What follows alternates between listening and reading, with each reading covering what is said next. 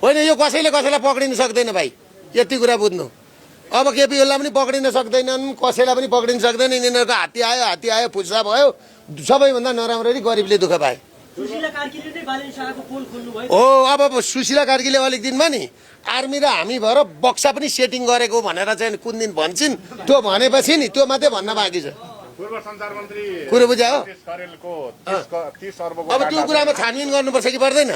पूर्व सञ्चार मन्त्रीको हिजो अस्तिको सञ्चार मन्त्रीको 30 अर्ब रुपियाँ पैसा घोटाला काण्ड आयो। अब आज लगेर चाहिँ नि एउटा ब्याङ्कको सिओलाई, प्राइभेट ब्याङ्कको सिओले लाई लगेर थुनियो ज्योति पाण्डेलाई। मैले अस्ति पनि भनिनँ, जो होचो उसैका मुखमा होचो।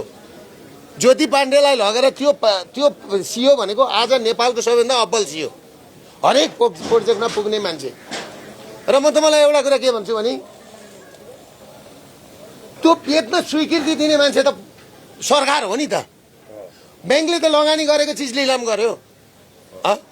के गल्ती गर्यो ब्याङ्कले?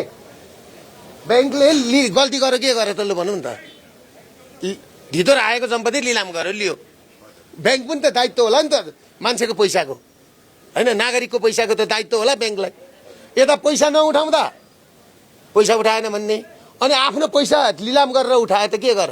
तर त्यसमा तलमाथि गर्ने भनेको त सचिव आचार्य हो एउटा यो जगदीश खरेल हो नि त सञ्चार मन्त्री।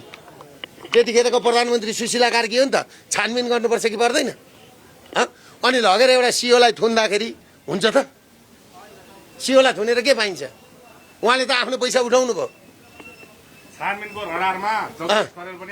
तानिनु पर्ने हो नि त। जसरी आज ज्योति पाण्डेलाई ल्याएर थुनेको छ त्यसरी नै नि त्यो उसलाई पनि ल्याएर थुन्नुपर्छ नि, जगदीश खरेललाई।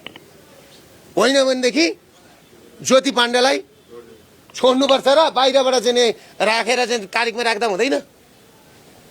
त्यो हो कुरा। ल साथी।